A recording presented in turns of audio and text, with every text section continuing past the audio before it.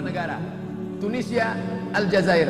Zainuddin Zaidan jadi orang imigran terkenal dengan sepak bolanya, punya rumah makan, punya restoran Islam food di mana? Di Prancis. Maka orang Islam akan memenuhi. Orang Eropa kemana? Jerman, Inggris, Prancis tidak mau menikah. Mereka akan musnah sendiri disebabkan virus HIV AIDS. Penyebarannya dibantu oleh apa? LGBT, lesbi, gay, biseksual, transgender. Itu penyakit mereka yang mereka kembangkan di tempat kita. Orang kita jangan ikut. Orang Islam takkan terkena LGBT. Kenapa? Karena dia menikah. Mereka tak mau menikah. Makanya di Jerman siapa yang mau nikah punya anak ditanggung sampai S3.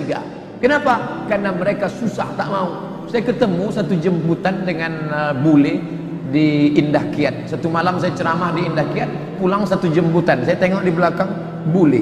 Kalau laki-laki Pak Le.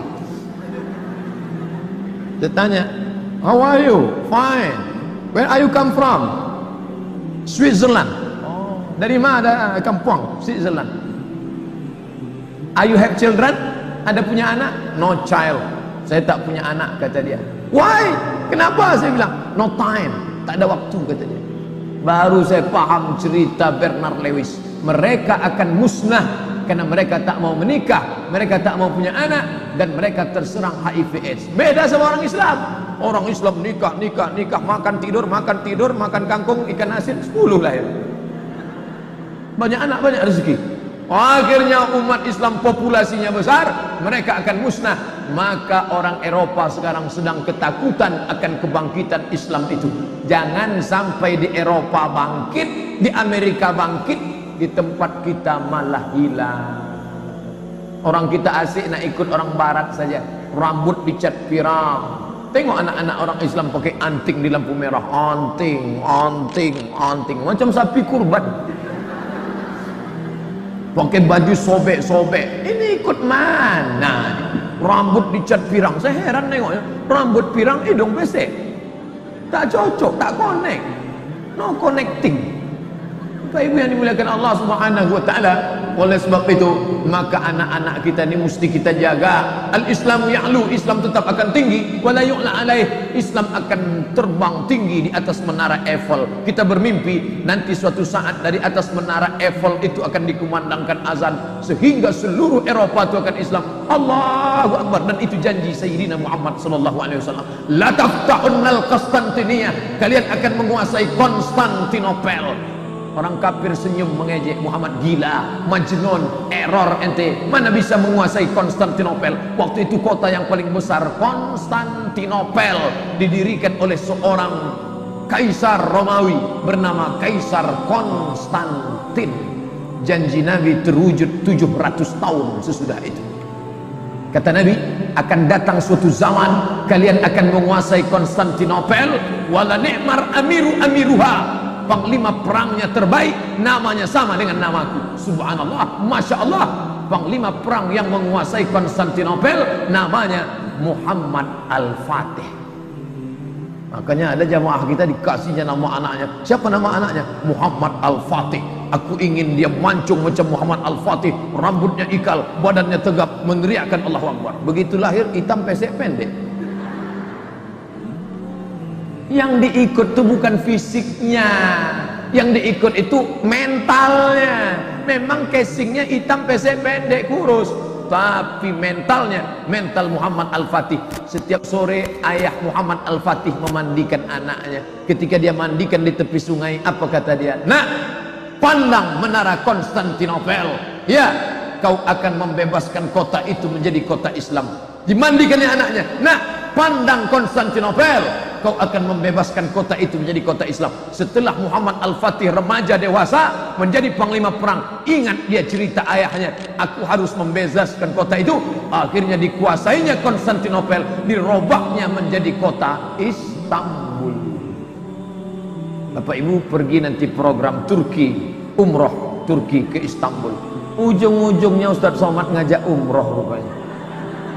Nah, saya tak ada program umroh.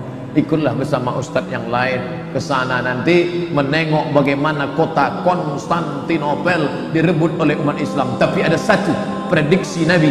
Nabi itu seorang futurolog, future, masa depan, visi misinya ke depan 700 tahun ke depan. Ada satu yang belum terwujud. Apa kata Nabi? Rom, kalian akan menguasai Rom. Rom itu di mana? Romawi adalah Eropa. Kalian akan menguasai Eropa. Bibit-bibit kebangkitan itu sudah ada. Maka anak ibu yang hebat bahasa Inggris, mantap. Anak ibu kuliah di mana? Cambridge University, London. Anak bapak kuliah di mana? McGill University, Kanada. Anak makcik kuliahnya di mana? Sorbonne University, Paris, Perancis. Mantap. Otaknya Al-Quran, hatinya iman dan Islam, bahasa Inggrisnya mantap. Ini anak-anak umat Islam ini enggak gaya-gaya barat. Diajak bahasa Inggris menganguh. Where are you come from? La ilaha illallah.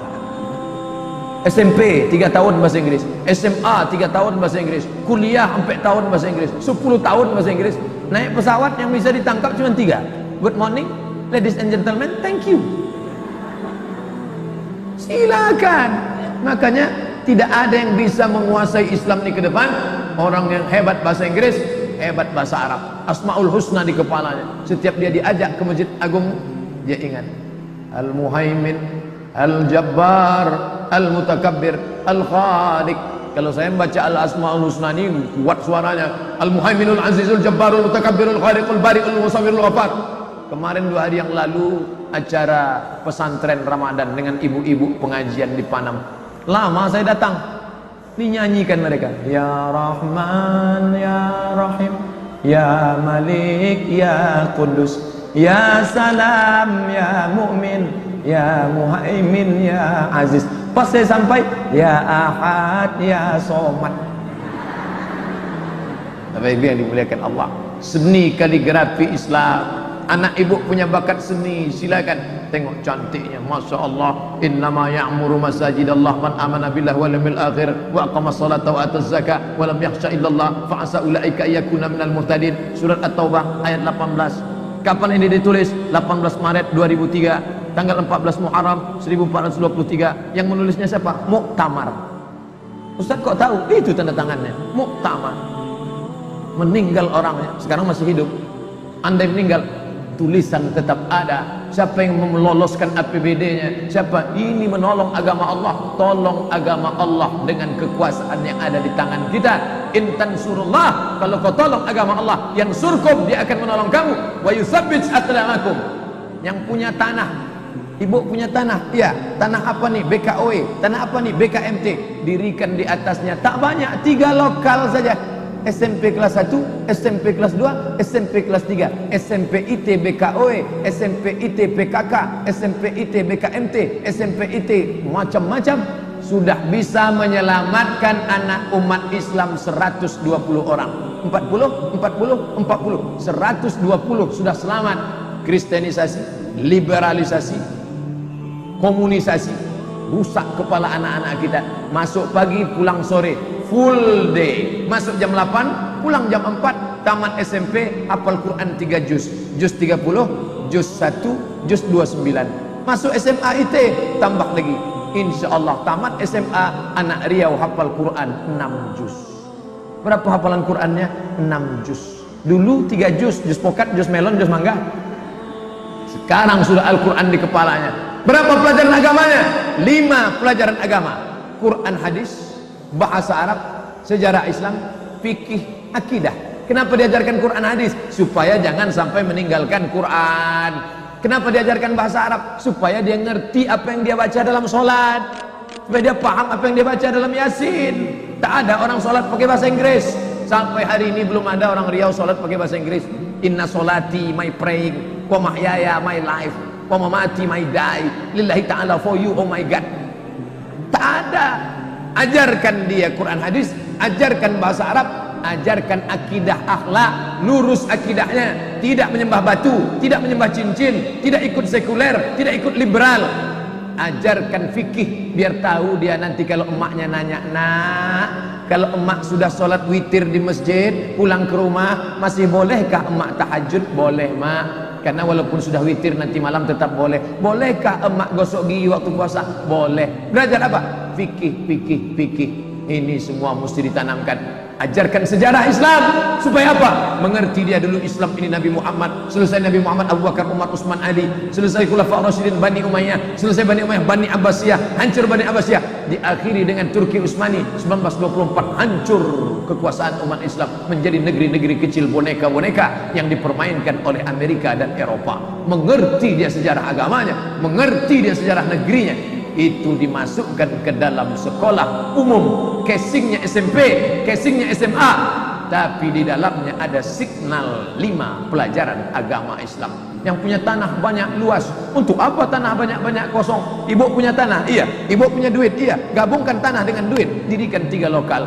Banyak guru-guru kita, saudara-saudara kita, sarjana guru yang belum bisa digunakan ilmunya, pakaikan. 5 guru terpakai, guru bahasa Arab, guru akidah akhlak, guru fikih, guru Quran hadis, guru sejarah Islam. Sudah berapa bisa menampung pekerjaan? Anak kita selamat, negeri kita aman. Caci maki, sumpah serapah tak menyelesaikan permasalahan. Sekarang kita bangga, jamaah haji terbesar Indonesia, jamaah umroh terbanyak Indonesia. Ini buih-buih di tengah lautan, dia mudah dipecah, dipukul ombak, dihempas gelombang. Kalau didalamkan agamanya, insya Allah dia akan kuat. Bagaimana kuatnya? Nih, BKW, BKMT, PKK, semuanya sama. Ibu-ibunya saya tak ragu, sikit pun saya tak ragu, ibu-ibunya sudah selamat. Tapi anak-anaknya yang di luar sana, siapa yang menyelamatkan? Yang masih pakai baju minimalis, yang masih pakai baju you can see, yang masih pakai baju rok setengah tiang. Tak mungkin Ustaz Somad menceramahnya. Ini sekarang kalau pergilah kita habis sholat ini pergi ke Ramayana, berserak orang pakai baju sepotong-sepotong, tak mungkin saya ceramah di sana assalamualaikum warahmatullahi wabarakatuh. Maulah dicampakkan mereka saya ke Sungai Siak. Ini tak selesai dengan ceramah, ini tak selesai dengan iktikaf pengajian. Mesti digalang kekuatan, tapi bukan untuk membinasakan, bukan untuk menghancurkan. Islam mengajak orang ke jalan Allah, ud'u ila sabili rabbik, ajak orang ke jalan Allah bil hikmah, dengan cara yang santun, wal mau'izatil hasanah, suri tauladan yang baik. Dia mesti didebat, debat dengan cara baik. Wajadilhum, debat mereka billati hiya ahsan, dengan cara yang lembut, maka dia akan. Tapi jangan kau sangka dia masuk Islam karena lidahmu, bukan. Inna rabbaka huwa a'lamu biman dhalla an sabilih, Allah lebih tahu siapa yang dapat hidayah. Wa huwa a'lamu bil muhtadin, berwarna-warni, beraneka ragam. Kenapa tiba-tiba keluar kata berwarna-warni? Gara-gara menengok jilbab warna-warni. Ada kuning, ada putih, ada merah, ada biru, ada hijau, ada ungu, tapi semuanya sama-sama menghadap Allah, sama-sama asyhadu an la ilaha illallah wa asyhadu anna Muhammadan Rasulullah. Bertetangga dengan Sunda, bertetangga dengan Islam, bertetangga dengan Kristen, bertetangga dengan Cina, bertetangga dengan Konghucu, semuanya adalah hamba Allah. Aku beriman kau mungkin posisimu juga akan dapat hidayah kalau aku selalu mengajak kau ke jalan yang benar. Tapi andai tidak, Allah yang memberikan hidayah. Allahumma ja'alna sababan liman ihtada. Itu salah satu doa. Jadikanlah orang ini dapat hidayah, tapi dapatnya melalui lidah. Ada orang-orang yang bukan ustadz, bukan ustazah, tapi orang lain bisa dapat hidayah karena mulut dia, hanya karena ngajak ngobrol, hanya cerita, hanya satu kantor. Luluh hati orang melihatnya. Itu yang dikatakan Nabi, ayyadillahu bika rajulan wahidan, satu orang dapat hidayah karena mulutmu, khairum min umurin ni'am, lebih baik daripada engkau memiliki seekor unta yang merah.